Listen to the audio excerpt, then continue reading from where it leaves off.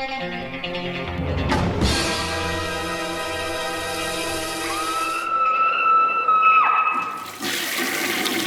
guys, what's up? It is week 304. I have a handful of reviews for you and also starting a new kind of segment. I'll let you guys know what's going on when I get there. But first up is from SRS Films, and I think this had a small release last year, 100 limited copies, and I'm sure it's probably screened at some small places, but I think this is kind of the wide release of it. And this is Night of the Zodiac, and this is a modern day SOV, kind of throwback deal, obviously. But you know what? A lot of those, they're really hit and miss. Most of the time miss on the throwback SOV stuffs. This one really had a lot of charm to it, and it was pretty clever. And it was the biggest love letter I've ever seen to SOV. It's kind of funny, you know, because a lot of the SOV movies made back in the day were like made for the video market, or they were just made because budget constraints and made really weird stuff like, you know, the Eric Stanze early stuff, or Shatter Dead, or the Gore trilogy. A lot of them were there to make money, though, too, like Boarding House and Blood Cult. But now we're starting to get like this renaissance of SOV, although we've had those throughout the years. But of course, these love letters to these movies, people that grew up with the Polonia brothers and you know, Wood Chipper Massacre, now they're out there making movies and they're making these love letters to them. And that's exactly what Night of the Zodiac is. So essentially what we have here is this aspiring filmmaker, and he becomes obsessed with the Zodiac case. He rents out this book from the library, and then he gets this message from basically an anonymous phone call. This is, I'm the Zodiac killer. I'm still alive. I want you basically to continue on my murders. And they start to have this correspondence. You really don't know how on the level this kind of guy is. The movie's very goofy and very silly, and has a lot of over-the-top characters, including the landlord, who's like guzzling beer, or basically his roommate, who's guzzling beer and just being a complete dickhead, metalhead kind of guy. And essentially what this guy starts to do is make the ultimate like film for the Zodiac. Kind of what was that one? The last horror movie, where the guy's like making the snuff film and like recording it. And he's going to put it in the video store. I believe that's what that one was called. That found footage film. Very cool. So he's kind of making this like this Zodiac like film to like carry on the legacy of the Zodiac killer and become the new Zodiac killer himself. But the real fun gimmick about it is he's obsessed with SOV and horror and all these crazy cult titles, of course. So he essentially starts to kill people for inspiration. In the vein of these SOV movies, you'll see deaths from like Wicked Games, the Tim Ritter movie. You'll see obviously Wood Chipper Massacre, all this kind of stuff in there. Love letters to these SOV movies, which is really cute and really funny, and it's super niche. Like it's such a small group of people that are going to even grasp or understand this. So this is not for everybody. I do think that people watching it could understand the charm and like kind of see that there's a lot going on there. But to be honest, they're not going to get a lot of the reference points, as I don't think that'll destroy the movie experience for a lot of people, but it definitely added something for me, because at first I was like, this is all right, this is very typical kind of goofy SOV kind of redo, and then they started bringing these references and they started becoming more clever. I was like, this is actually pretty funny, this is actually pretty good. It also reminded me like Video Psycho, which SRS put out, and that's kind of an older, not older, but you know, SOV movie, actually made in the SOV heyday, maybe not heyday, but in the 90s, I believe. And so that kind of deal too, you know, making these snuff films and recording them. But there's some comedy, of course, some over-the-top ridiculousness, self-aware humor. It's gory, it's cheap gore, it's SOV cheap, bottom-of-the-barrel kind of gore stuff. But there's a lot of gags and jokes to be had. Like I said, this is a love letter, so I think people that are obsessed with SOV or video collecting or tape collecting will get a kick out of it as well. And I do like some of the twist in here. I also like the fact that it takes place in Detroit, not far from my house. And I know these guys are kind of this area, this filmmaker, Susana, let me see her last name here. Susana Kapostasy or Skazy. It's a very hard name for me to say. Let me give it another try. Kapostasy, is that how we say it? So basically, they're like I think they're in the Michigan or Ohio area, because the movie is dedicated to Video Spectrum, which was in Bowling Green, Ohio, which I used to frequent myself. It was a video store in a college town in Bowling Green, and they had a slew of VHSs. Now, they cut all the boxes, and they had them in there, but it was a place that you could rent a lot of VHSs, even past, you know, the VHS rental days, but they had a lot of rare, kind of unique stuff in those bins and through those. It was a very cool video store, you know, and it's just basically, you know, a dedicated or thank you to that video store, which I think is really cool. And the fact that it takes place in Detroit, I imagine these people are from my area, around my area. I know that they're kind of a local, regional filmmakers, so, Anyways, this is a lot of fun if you're into SOV movies or you like love letters or kind of regional charm stuff. Then check this out. I think you'll enjoy it. There is some bonus features, of course, a commentary, Blood Cannon Madness, Gore Score, Seance, Cypher Dork, Tim Ritter interview, trailer, SRS trailers, and more. There's a lot of cameos from famous kind of SOV directors as well. They're pretty small, but hey, Night of the Zodiac, entirely goofy and ridiculous, but hey, I had fun with it. It was a nice surprise. Okay, the next one is also from SRS Films, and this is Ed Gein the musical. Like, I can't make this up. Yeah, this is also a newer film. And the idea of taking something like the story of Ed Gein and making it a musical is so macabre and like tasteless in the best kind of way. But I mean, they're making musicals about a lot of stuff. And I actually thought, you know what, this is kind of a fun idea to do. You know, Ed Gein was a mass murderer. Well, two-time murderer. A lot of people refer to him as a serial killer or whatever. But you know, he was a two-time murderer. Famous movies were based on Ed Gein. I just reviewed Texas Chainsaw a couple weeks back. Of course, that one, Silence of the Lambs, Psycho, Three on a Meat Hook, Deranged. All these kind of movies, Ed Gein. So all those movies were based on the Ed Gein case. He was, like I said, from Wisconsin, and the story's pretty infamous. In the 50s, I believe, he committed all these crimes, necrophilia, digging up graves, making human furniture, all these kind of things, and like it became a huge myth. So it's perfect to make a musical, right? Because we have some of the truth, but you know, print the legend, not the truth, whatever the Old West said. So basically what we have here is a musical version of Ed Gein. And at first I popped this in, I was like, the budget is really kind of holding this back because like the writing's solid, some of the songs are really funny, and the guy playing Ed Gein, he has to play like multiple versions of Ed Gein, kind of like his fantasy in his head and stuff like that, which Ed Gein had. And then the actual Ed Gein. So he's basically at least playing two different versions of Ed Gein and the childhood Ed Gein.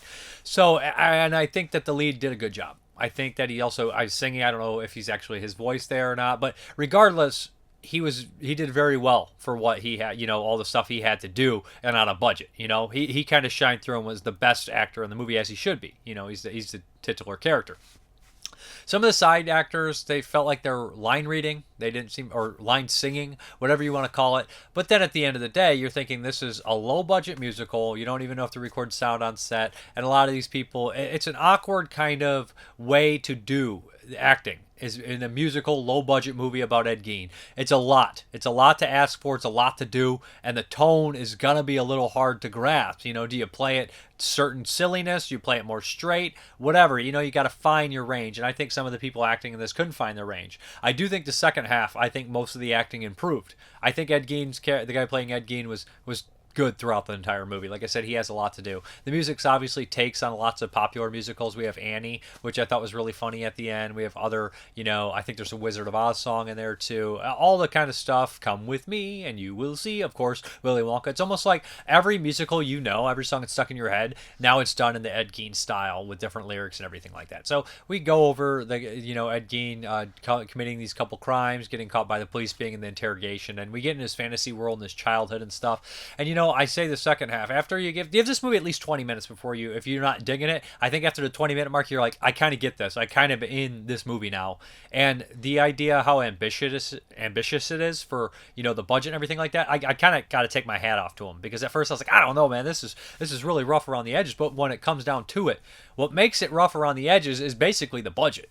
And, like, it's very ambitious. Like, I think with the bigger budget, this would have clearly been better. You know, better effects, better, you know, side characters or dialogue or just time to do it. It's really just the budget that's holding this thing back, because the idea is really fucking funny. And there's really good moments in here, too. And I liked it. For overall, I thought it was pretty cool and pretty good. And the idea is macabre as shit. And, you know, I think Ed Gein is one of the mass murderers or serial killers or murderers or true crime stories you could make a musical of. I know that sounds morbid, but he's the one. You know, because he's such a legacy. He's almost a legend, of course, unfortunately. But we have a commentary, Blood Cannon Madness, and it seems like they accidentally put the same bonus features on the bottom here as they did for the other one. Now, I do know there is a commentary on here. So that's the only special feature I noticed, is a commentary by the director and everything like that. And I think this is the only movie that he actually did. But anyways, I would recommend checking this out if you're in the musicals, if you're in the Ed Gein, if you're in the low budget, kind of ambitious, cheap cinema. You'll dig Ed Gein the musical. Just the idea that there's a movie called Ed Gein the musical that exists kind of brings a smile to my face. Okay, we're going to do another one from the Lukas Moodysson collection. And we're only doing one this time around, and this is Lilya Forever. Let me pull this out here. Like I said, this is a massive box set, and I can't tackle it all, or it'll be a whole week of this. And I like to mix it up, kind of switch everything up. Let me get this out here. So this one was made in, what, 2000, I believe? And, yeah, this one was really interesting. I'd not heard much about it. And, like, if you look online, there actually is, like, a disturbing movie breakdown, which would suggest that this movie's pretty horrific. So I was like, oh, wow, this is something I really wasn't expecting by this director. So essentially what we have here is, this is based on a true story, and what happened in Sweden, did not know any of this until I watched some of the special features, is a young Russian girl who's about 16 years old basically gets turned into a prostitute, a call girl, forced into, sex slave, forced into this in Sweden. And she's from Russia, and real tragedy ensues. I don't want to spoil the entire movie, but it's basically her life. While I was watching this, the stuff that happens to our lead character, Lilya, is essentially the stuff that would trigger any, like, revenge film. Any, like, massive, like, epic revenge film, like I Spit on Your Grave or Thriller. So she basically is left behind by her mother and her boyfriend, her mother's boyfriend. And they tell her last minute that you're not coming with us to America. You're not coming to New York. You're going to stay here. So she's 16, and her mother leaves her in a really upsetting and tragic scene. I was irate during this entire movie and depressed. So there you go. And after that, she's told she has to move out of her apartment, and her aunt does something horrific, and this puts her in a life of real desperation, and she kind of turns to prostitution after she is basically lied about, and her reputation is destroyed. She has no choice, and she turns to prostitution. This kind of ruins a lot of her. But of course, somebody looks out for her, and like without spoiling a lot of things, it's pretty much as grim as it can get. The worst, all the horrible stuff that happens. She has one friend in the world who's this young boy who also suffers tragedy. He spends his free time sniffing glue, and they like to go in a factory and just hang out. It's a really depressing, disgusting kind of look at like poverty in Russia and just how it is everywhere, and how it just seems very cruel and very cold, and every stereotype you could assume about Russia. So like the director decided to make a feature of this movie, of this true story, and he seemed to like he had reservations talking about it. He says it's not his favorite movie he did. He doesn't really particularly care for it, and it's kind of maybe just because it was so hot topic button issue that he feels maybe he was being insensitive or something along that line, or just being like a shock picture. And I think it gets its message across in a certain way, but I also could see censors looking at it as something that glorifies suicide. That was a problem with a lot of films, that they felt were glorifying suicide or something like that. I like to think that most people that are watching these kind of films know that, can make decisions for themselves and understand these kind of things, but you never know. But this movie I thought was really well done. I thought the performance by the lead was exceptional. I thought there was a couple rape scenes in here, and the way they filmed them is very disturbing, very bothersome, but I wouldn't say exploitative. Although that it feels just like misery porn a lot of times that people say that, like what was that, Manchester by the Sea? These movies where they keep piling it on the lead character, and you just actively feel sick or actively feel depressed, or something happens in it where you can relate or resonates with you, and that's what happens in this movie. It has a lot of that kind of stuff going on, but it's really well made, and of course it has like a good soundtrack. You hear like Rammstein and all those kind of, a lot of bands, and there's club music and stuff like that as well. As far as the special features are concerned, we have new interview with Lukas Moodysson, moderated by film programmer Sarah Lutton. New interview with costume designer Denise Alsholm, moderated by Lutton. Guardian interview with Lukas Moodysson, a 90-minute Q&A with director, filmed at the London Film Festival in 2002. So, this movie was kind of a hot topic, like a hot button topic or whatever at the time, and I think it holds up. I think it's a really well done film. Okay, so we're actually going to record the first part of our top 25 of 1980 for the 22 Shots of Moods and Horror this Sunday. I'm recording this one Thursday right now. So essentially what I decided to do, now we usually draw random retro years, and I'll probably stick with them and do the retro years as well. But instead of just waiting, I'm just going to do 1981. Then I'm going to do 82, 83, 84, 85, and we're going to go up. And I know I already did 85. I'll do a rehash, and I'm going to make video essays for everything and talk about the year as a whole. And I'll probably, if I redo a year, I'll probably just watch a couple new ones, maybe refresh myself and do the video essay. I'm going to do an intro video eventually for 81 as well, but I want to get some films under my belt, maybe watch something I've missed, refresh my brain a little bit to see how I'm going to cut this thing together, because it's going to be over a long period of time. But I'm doing 1981. They aren't on 22 Shots. I'm doing it on my own accord. I just, life is short, time, and a lot of things are consuming, and I just want to hit up certain things. Then I'll go through and do the 70s, and then the 90s, and the 60s, and I'll do everything. If I'm still alive, then I'll watch every horror movie I possibly can, that's made before 2000, and then I'll start going at the ones after 2000. But 1981, we're gonna do that, okay? And the first one up, we're gonna start with the doozy. And this was a blind spot for me. This was probably the biggest movie from 1981 I had not seen, and I do not know why. It's right up my alley. It's perfect for me. This is a VCI Blu-ray, and this is Dark Knight of the Scarecrow. Again, it's a TV film. It has Larry Drake, of course, Charles Durning, Lane Smith, and what is the actor's name? I have to remember his name. He's really good in this. What is his name? He's a heavyset guy. Claude something. They don't list his name on here, but he's a big actor. He's in stuff like Miracle Mile and Bride of the Reanimator. He's really great in this. So everybody kind of knows the story of this one. It kind of is infamous because, in 81 it's a big popular TV movie, and it was really good. It was really impactful, and I knew it would be good. I knew it had been hyped up for a long time. I know Joe Rubin's a fan from Vinegar Syndrome. He likes it quite a bit, and so I put it in, and it did not disappoint. I absolutely love this movie. It definitely has like this regional kind of like small town kind of mentality about it. I mean, like characters from a small town. It has a regional feel to it. And TV movies used to be excellent. Now I know TV movies has got a bad rep probably in like the mid to late 90s. They just started really falling downhill. Maybe even the early 90s or late 80s. I mean, but stuff like Midnight Hours, 85, that's a good TV film. This one's exceptional. And there's a lot from the 70s. Don't Be Afraid of the Dark. All sorts of things from the 70s. But this movie, Dark Knight of the Scarecrow, I was just so impressed with it. Now, Larry Drake plays this slow, mentally handicapped character. Think, the Ernest Jim Varney or something, kind of like that, but a more serious character that hangs around little kids, or even like the guy from Critters who's like an alcoholic that hangs around little kids. There's that weird kind of thing where in movies before a certain time, mentally handicapped grown men or slow guys would hang out with kids in movies and no one would question it. Nowadays, no. They question it in this one, but nowadays it wouldn't even fly in a film. It's just kind of like a, no, we don't do that anymore kind of deal. Kind of also like the drunk driving grandfather or the peeping Tom uncle. They're just not in movies anymore. That's just a group of characters that they kind of just like, well, we don't want to, that's a little much, isn't it? So essentially, Larry Drake is a completely harmless, very sweet-natured, slow guy that has a friend in this young girl in this small town. And Charles Durning, who is a mailman, who never changes out of his work outfit the entire movie. In fact, all the villains never do. They just kind of reflect the jobs, and they reflect that small town, kind of just always in their outfits. That's a big chunk of who they are. Because there's not much going on up here in a lot of them. So, but they all are very well realized characters, and they're self-aware of what's happening and everything like that. And they just have nuances that are perfect. They're all great character actors too. So I mean, they're perfect in this. So essentially, what happens is Charles Durning is very upset with Larry Drake hanging out with this girl. He keeps making, saying things like, she's gonna get hurt one day. Kind of planting that seed that Larry Drake is a pervert or something like that. So essentially what happens is one day this poor girl's hurt by a dog, and Larry Drake busts through the fence, and we see her covered in blood, and we think she's dead. Now Larry Drake's saying he didn't do it. Come to find out, he runs away because he's scared of everything, and he hides in the Scarecrow in the field.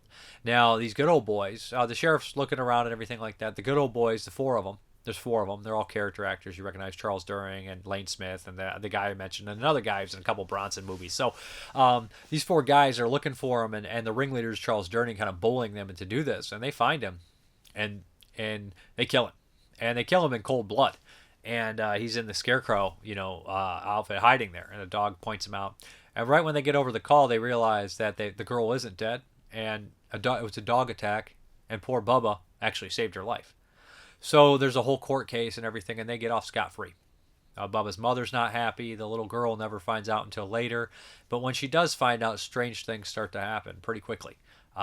These guys are seeing the Scarecrow in their field, and it's out of planting season. It's got a beautiful kind of like Halloween, kind of October feel as well. It's brilliant. So basically, you see Bubba. You think it's Bubba, possibly, in the Scarecrow outfit. Scarecrow in the field. Who's putting it there? And they start freaking these guys out, and they start to kind of like turn on each other a little bit. Think I Spit on Your Grave, right? When like those four kind of good old boys start to be panicked a little bit. And they're kind of start inner fighting. That kind of happens here too, and it does have a feel like that too with I Spit on Your Grave. Not as explicit or anything, of course not, but over time the group starts to getting picked off, and unlike a typical slasher, it seems to almost be a telekinetic kind of attack, which makes it really unique. And it reminds me of other things like, I don't want to spoil. If I tell you what it's like, it'll spoil it. But so spoiler, just quick, it reminds me of stuff like Kiss Daddy Goodbye or The Child from 1977, kind of in that vein, but just better done than both those movies. I think Kiss Daddy Goodbye might be this year too. I'll revisit that one. It's been years, but so it's just perfect, and the acting's great, and they start to like these things about Charles Durning, and they set up how all these people are gonna bite it. They set up the foreshadowing perfect, and it's just a great movie. It's just really good and really creepy and really just excellent. I'd be surprised if it didn't make my top 10, and that would be a first time watch. And all these other movies that 1981 that I love, I've seen a dozen times. And you know, this movie was spectacular. Dark Night of the Scarecrow. The best Killer Scarecrow movie ever. But I mean, Scarecrows from 88, 87 is great too. And I even like Night of the Scarecrow by Jeff Burr. Jeff Burr did that one in 95. That's a good one too. And I kind of avoided, Scarecrow Slayer and shit like that. I never watched those. But this one has quite a decent amount of features on here. And the Blu-ray looked really good. A lot of people bag on VCI, but this is a full screen TV movie. It looked really solid. New production documentary, new Q&A with Larry Drake, Tanya Crow, and J.D. Fieldson. New rebroadcast promo, new behind the scenes photo gallery, director and writer commentary, CBS Network world premiere promo, English and Spanish subtitles. Highly recommended. It is region all. I recommend you guys pick this one up ASAP. It is back in print. It was out of print for a while, but Dark Night of the Scarecrow, a true gem from 1981. Okay, the next up is kind of another one that I hadn't seen in a long time that people love, and this is a slasher. Some people call it a American Giallo, even though it's kind of a Canadian movie. And this is Happy Birthday to Me. And this is directed by J. Lee Thompson. J. Lee Thompson, he directed some big movies like Guns of Navarone and a lot of other ones, I think. But then he kind of had a journeyman. I don't want to call him a journeyman because his movies are really good. But he's a director that worked most with Bronson. I believe he directed 10 to Midnight, more than Michael Winner. He worked with Bronson more than Michael Winner. He directed Death Wish 4. He did a lot of flicks. You know what I mean? He was the guy who came in after, Bronson was pissed about Death Wish 3, and he directed Death Wish 4. But J. Lee Thompson did a lot of big movies too. And he was always solid. All his movies are really, really just solid movies. And Happy Birthday to Me is no different. Now, I saw this years ago, probably when I was 12 or 13 years old. I caught this and probably watched it maybe once or twice over the 20 years or so since then, 25 years. But you know what? I really enjoyed rewatching this. And, the year of the slasher, 1981, even Dark Knight of the Scarecrow has slasher elements. It's kind of a slasher, right? It's pick 'em off. And Happy Birthday to Me is also kind of a slasher movie, although some people say Giallo style. Glenn Ford is in this fucking thing. Melissa Sue Anderson, she's like an actress I'm not super familiar with. A couple of these people will do a couple genre films and never touch the genre again, or they'll do TV. Sometimes, they don't really stand out to me. Glenn Ford, the year before, he was in the Virus movie, the Japanese kind of American co-production about the end of the kind of world, which is a pretty cool movie, a virus deal. Also, Matt Craven is in here, character actor. You guys would recognize him. I think he has a role in Jacob's Ladder, if I'm not mistaken. But this is the Kino re-release, and I think this one obviously looks pretty solid. I know there was a Indicator release, and then there was a Mill Creek double feature with When a Stranger Calls. But I'm pretty sure this being on its own disc is better quality, and it has a nice slipcover, original cover art here. I love this. 6 of the most bizarre murders you'll ever see. So basically, this follows the story of the 10 from this school, this college, and they're all basically from the elite family, and they're all random kind of characters. Some of them really don't feel like they're kind of mismatched characters. You have the foreign exchange student who's kind of really flirtatious in a disgusting kind of way, basically really rapey, and he drives a dirt bike. You have the nerdy guy, you have the jock kind of workout kind of guy, you have the practical joker, you have the nice girl, and all this kind of stuff. And then you have the main girl as well. And the main girl is rather new, and she just kind of got put in with these kids. But right in the first 15 minutes, somebody's murdered in the movie. And it's a pretty good death scene, a throat slitting. And I don't remember this movie being as bloody as it was, but it was much more gory and bloodier than I thought it would be. I thought this was J. Lee Thompson. I mean, he's no stranger to violence and action and stuff like that. But I was this will probably be a little bit more tame than a Friday the 13th or a Burning or something. And it probably is more tame than the Burning. But as far as we're going, it has more blood than I thought. Especially when it happens to poor old fucking Glenn Ford. Spoilers here. It's bludgeoned, a lot of blood. He's her doctor. And also, Lauren Stain is in it. I for Lauren Stain, character actor from Canada. He's in stuff like Dark Man 2 and Rituals and Scanners from 81 as well. So it's got a nice little cast here. So essentially, Melissa Sue Anderson has some mental problems, and as the film progresses, we kind of lean more into what happened to her: brain surgery, loss of a mother, all these kind of typical things you would see. And as it goes on, they kind of have tons of red herrings. There's a lot of red herrings in this movie, and they leave like something will happen, and then they'll just like cut away for a while, and they won't let you know what happened for a long period of time, kind of letting you like sit on it, like what happened. But you know what? As far as like the musical score is good, the choice of songs is great, especially the very end. This end reveal is very like Texas Chainsaw Massacre style, everybody around the table, or even a Friday the 13th when you find the room full of bodies, you know? So I'm saying like it has these elements of other horror films and other slashers and stuff like that, or proto slashers that are in there. But this one I thought was really solid, really entertaining, and the kills are great. You know, I mean, a shish kebab kill, how can you beat that? There's a throat slit. There's, somebody getting killed with their dirt bike. All sorts of cool stuff. A weight murder. So this is one of these movies where they were like, how can we kill people in crazy ass ways? It was one of those deals, and they do a good job. Now it does run a little on the long side, but you know what? It didn't bother me. Didn't bother me. Didn't seem long. So I really enjoyed it. There's an audio commentary by co-writer Timothy Bond, moderated by historian filmmaker Daniel Creamer, and then Sister Slasher interview with actress Tracy E. Bregman. And now she has a pretty good role in here, and they threw something at her halfway through the movie, or making the movie. It's like, you're going to be this character, which is pretty cool. But anyways, nice Kino release, a happy birthday to me from 1981. Okay, the next one up is another one from 1981, of course. I kind of went 1981 crazy. I was in the mood. There's a lot of ones I haven't watched in a long time, or a couple first-time watches. And this is by Romano Scelvini, or he's an Italian director. Nightmares, or a.k.a. Nightmares in a Damaged Brain, a.k.a. Blood Splash, if not my mistaken. I think I might have had a VHS of Blood Splash, or I've seen it a bunch of times. I talked about Video Spectrum earlier. They definitely had a copy of Blood Splash. I remember seeing that cover for sure. So, essentially, this one made the Video Nasties list. I should mention that Happy Birthday to Me made the Section 3 list. This one was on 1 or 2. So, Nightmare, or Nightmares in a Damaged Brain, has always kind of been a movie that was kind of hard to get when I was really young. So it had like this cult following, this kind of, when I was like 12 or 13, I was like, I got to see Nightmares in a Damaged Brain. And most of the time it was called Nightmares, kind of like how Butcher Baker Nightmare Maker was usually called Night Warning. I think that those titles, Nightmares in a Damaged Brain, they're obviously old AK names for that, and Butcher Baker Nightmare Maker were so off the wall or memorable that people just forced those titles to become the main titles, because when people reference them, there's like 12 movies called Nightmares. There's one from 1980 called Nightmares, and we have one from 1981, then we have one from 1983. It's a lot of fucking nightmares. God knows I have my own. But anyways, Nightmares in a Damaged Brain. So this follows this guy, played by, what is his name, Bard Strife or something like that. Let me get over the controversy too. Tom Savini supposedly did not do any effects on this. He was a special effects, like basically not a coordinator or whatever, advisor on the movie. And there's a picture with him talking to helping people, but they credited him doing the effects, and he got really pissed off. That's kind of one of these movies Call to Fame kind of deals, besides being on the Video Nasties list. But essentially what we have here is half the movie is Maniac. A lot of kind of seedy streets of this character walking around when they get released from, I think it is New York, and they're walking around the streets, and peep shows they get released are supposedly cured. We see some of their nightmare visions, what they have, including a decapitation and gore and glimpses, and throughout the movie we get more and more of that until the final reveal at the very end, and we see why this character is the way he is, how he sees sex and all these kind of messed up things that he has in his brain.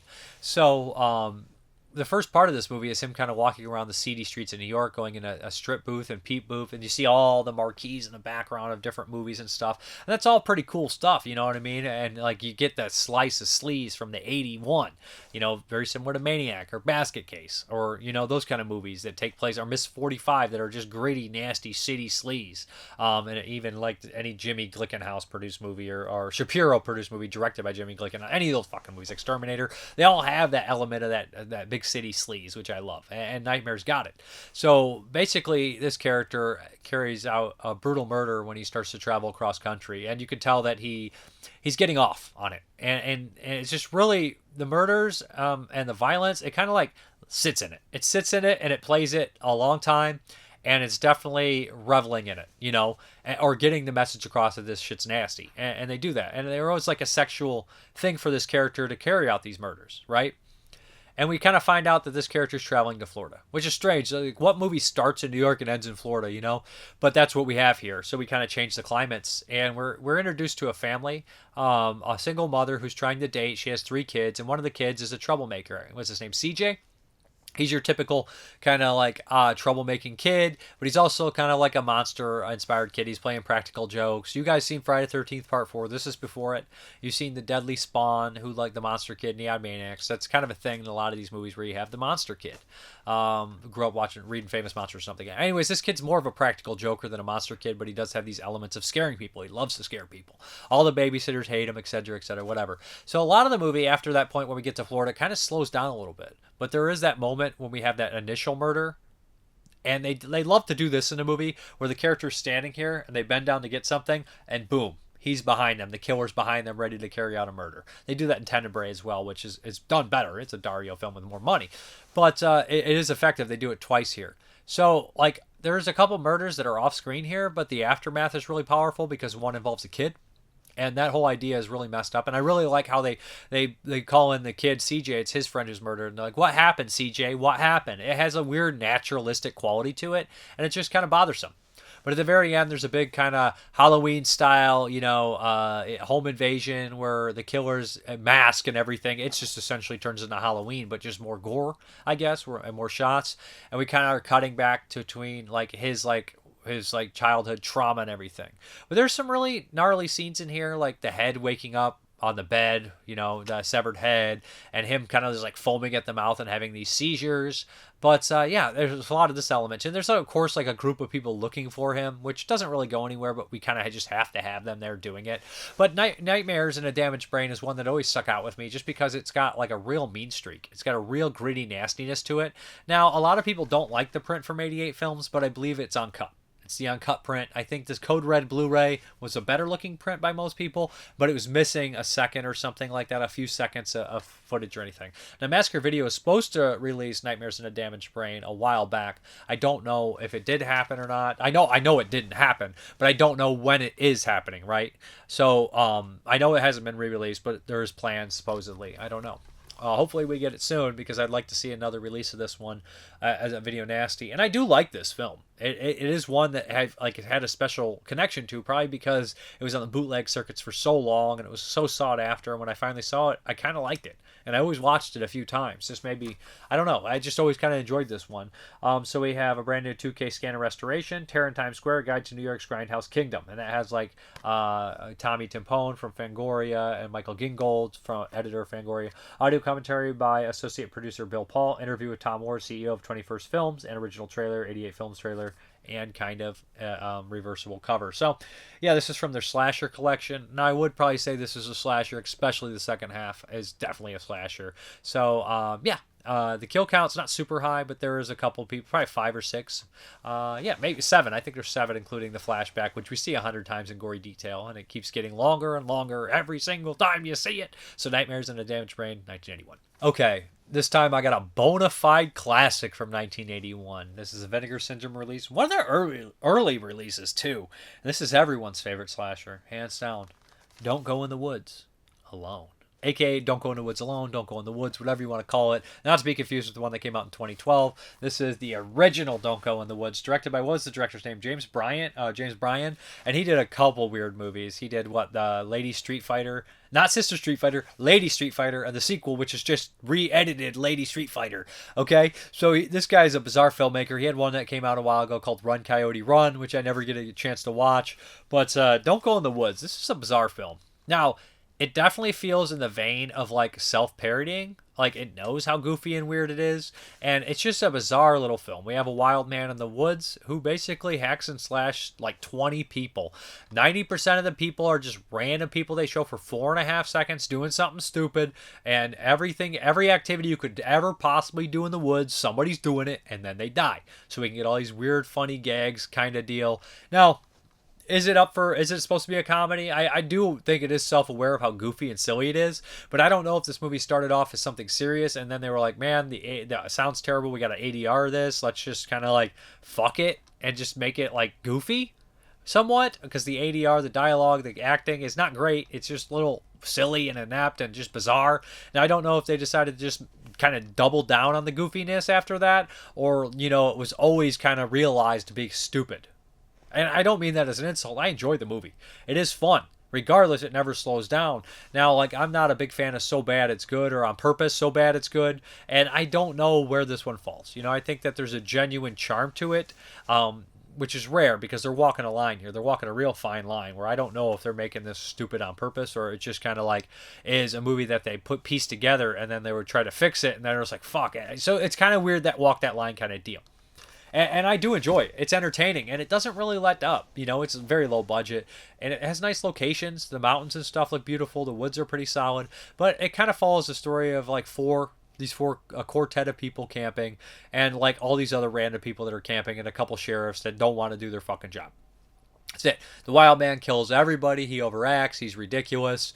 Literally, he kills like 20 people in here, and there's like somebody painting that he kills, and of course they leave it open, wide open for a sequel to Don't Go in the Woods Alone.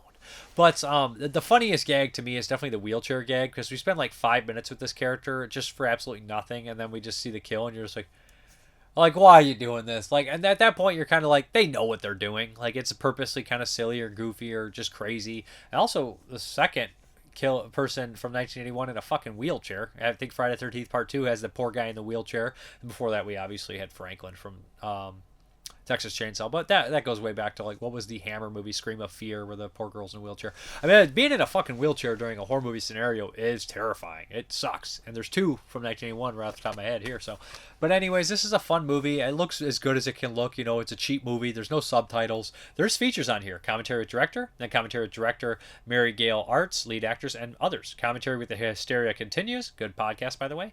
And cast and crew feature at 60 minutes. We have autograph signing party feature at 30 minutes. TV promo compilation 15, trailer, production still galleries, press and art galleries, script gallery. Also love the case. And I believe this one made the section 1 or 2 video nasty list because it's so gory, it's nonstop gore. But if they would have watched it, they would have been like, forget it. It's too silly to even worry about. But that is Don't Go in the Woods Alone. Okay, the next two I don't have physical copies of. In fact, I don't know if they ever had physical copies in the States.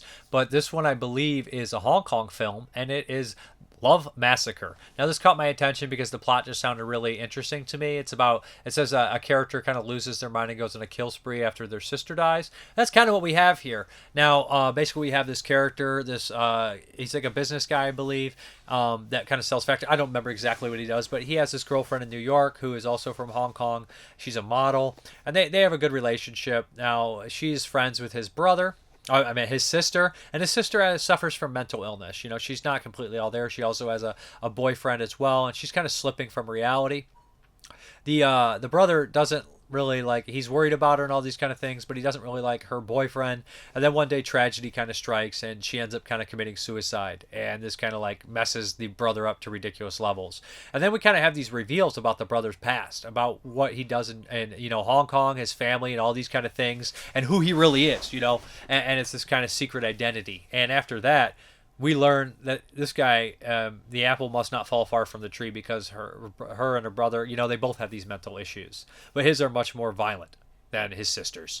And he starts to snap, and as she starts to figure out that he's dangerous, she takes a step back, but he won't allow it. And there's a big kind of thing at the very end of this film that's very much like Richard Speck, or kind of like Violated Angels, not as gratuitous in the sexual kind of department, but this character attacks the house. And it's a lot like a lot of the Hong Kong movies of the 80s that I've seen, where we have this kind of stalker kind of character, and like they attack and everything. There's just a bunch of them, is Night Ripper, not Night Ripper, High Noon Ripper.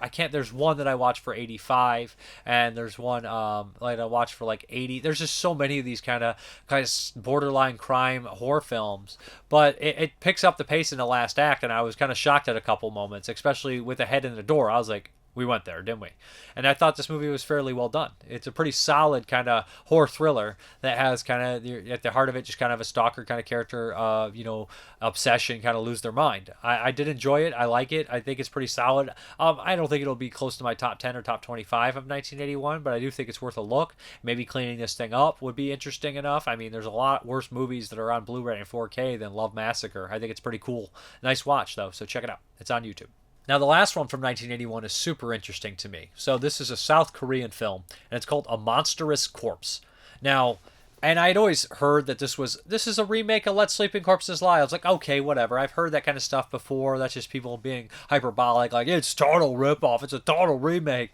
No, this I think is an official remake of Let Sleeping Corpses Lie, aka Living Death to Manchester Morgue. And I didn't expect that because that movie came out in '74. It's kind of like the Spanish answer to Night of the Living Dead at the time by Jorge Grau, Italian and Spanish co-production. Excellent movie, one of my favorites from '74, if not ever. So essentially, what we have here is the South Korean version. So we have this woman who's going to visit her sister, kind of in an isolated village. She hasn't seen her in 5 years. She's been married to her husband, who's like this over controlling piece of crap. And on the way there, she accidentally splashes this kind of guy in the wilderness, and he's kind of hitchhiking. So she decides to give him a ride.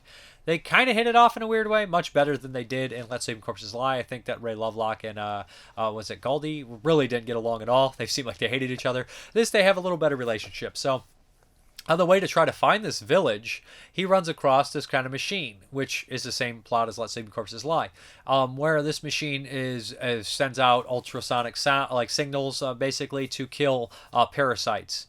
But he's interested because he's an environmentalist, and one of his friends is working there from college. So they start to have a conversation. Oh, very cool, very cool.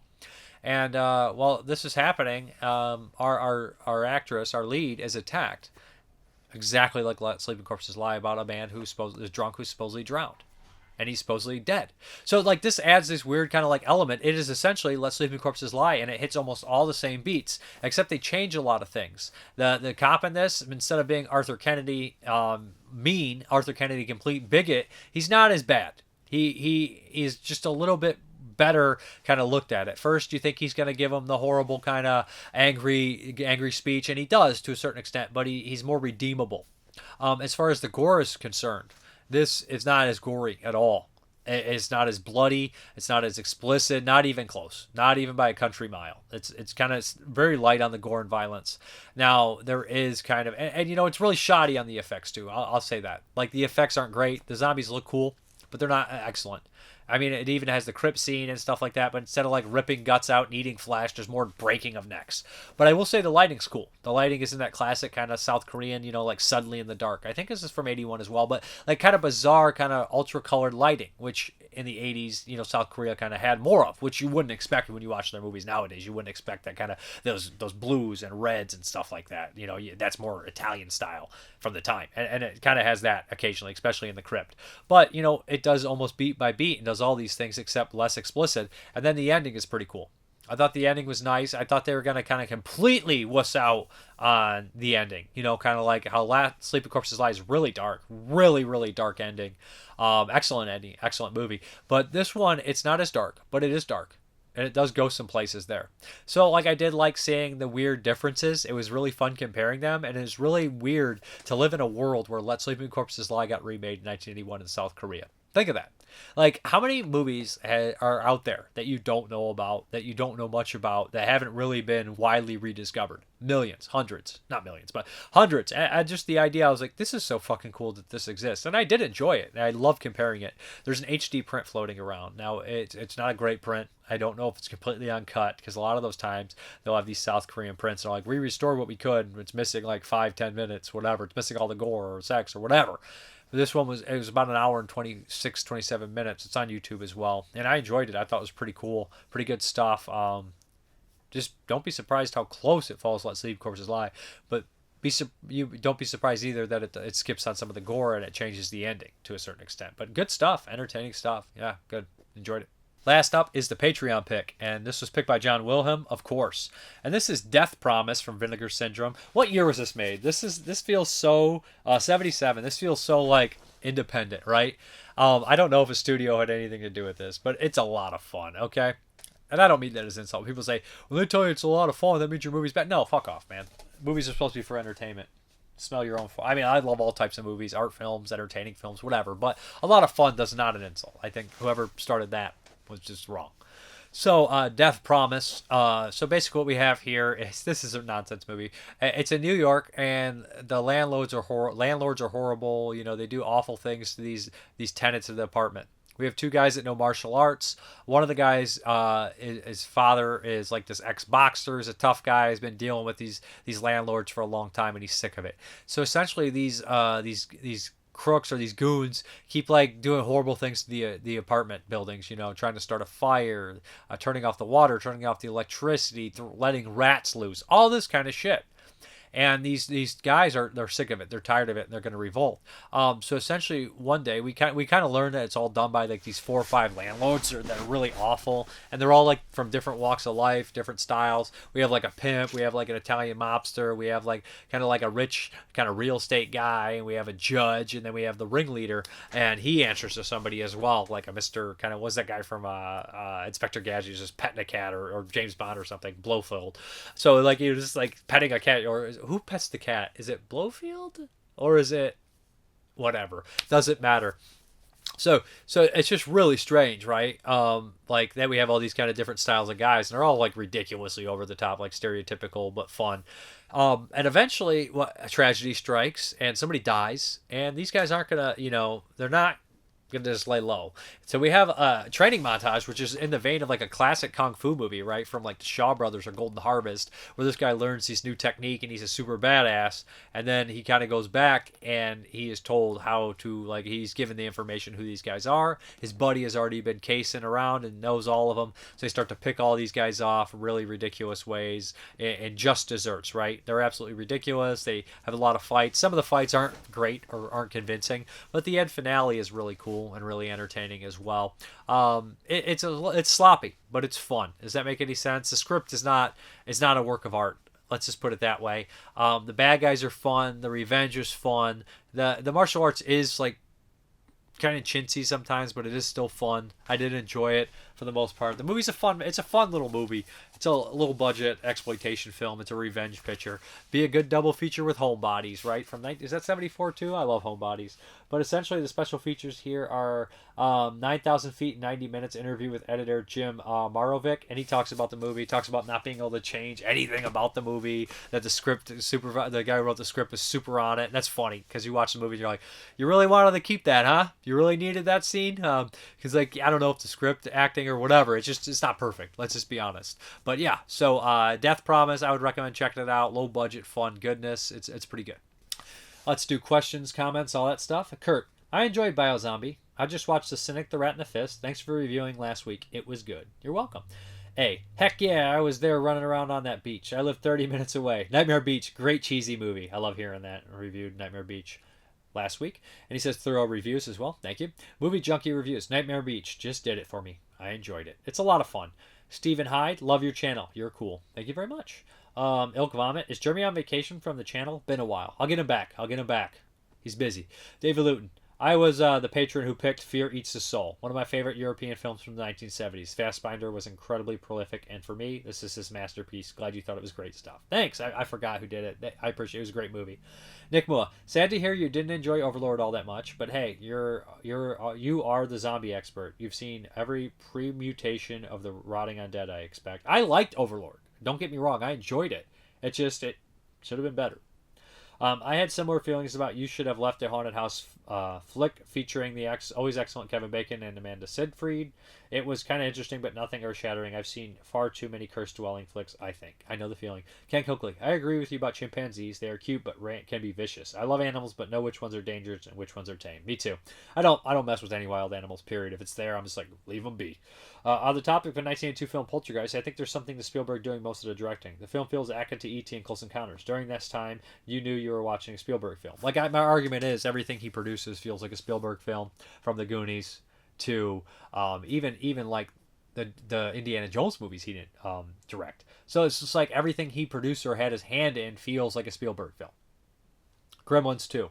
So like, I just don't understand why Hooper is the one that didn't direct it, but everyone else directed their movies. Just doesn't make any sense. People, be consistent.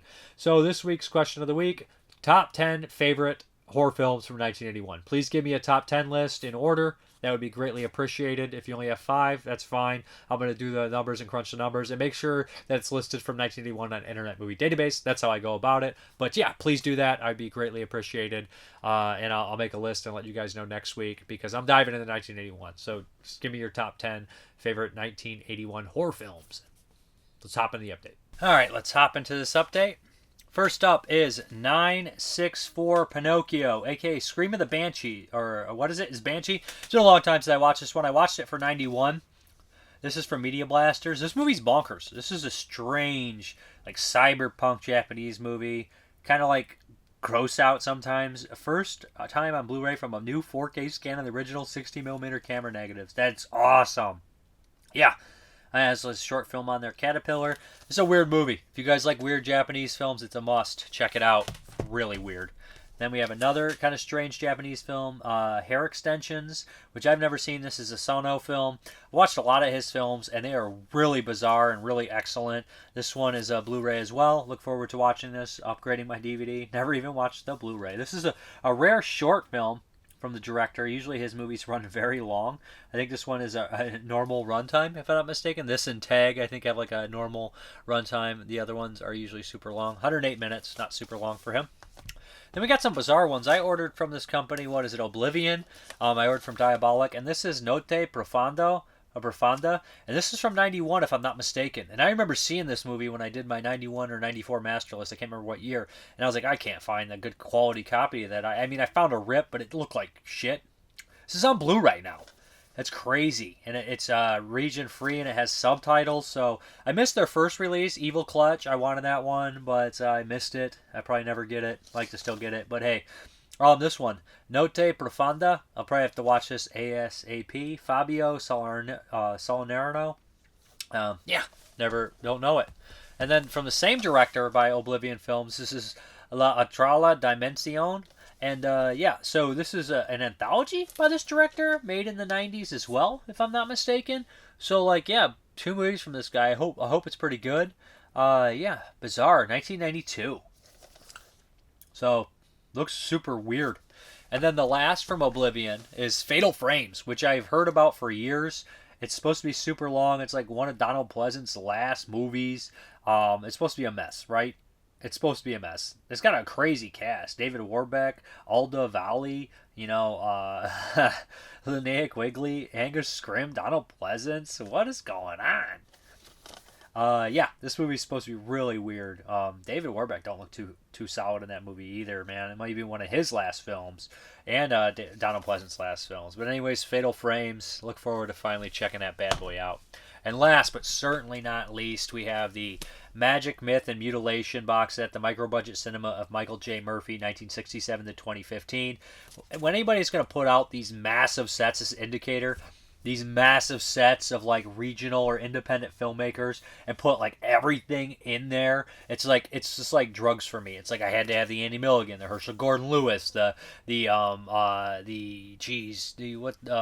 Adamson. I had to have them all. Bill Rebane, William Grafé. So I don't even want to name all the movies in this set because it's everything. You'll have to look it up. It's a lot of fucking movies. All right. Oh, I'm bumping the camera here. But this thing is massive, right? Here's all the movies right here, if you wanted to read them. Because, I see Bloodstream and it's awful. But hey, I'm willing to give the rest of them a shot. Bloodstream's 85. It was one of the worst movies I saw from 85. But hey, look at this thing. Price of admission is worth it for this thing on the cover. It looks like that thing from Beetlejuice that tries to marry Lilya and Beetlejuice at the end. But anyways, we're going to hop back to the video, guys. All right, guys. Thank you very much for watching. And as always, have a good one.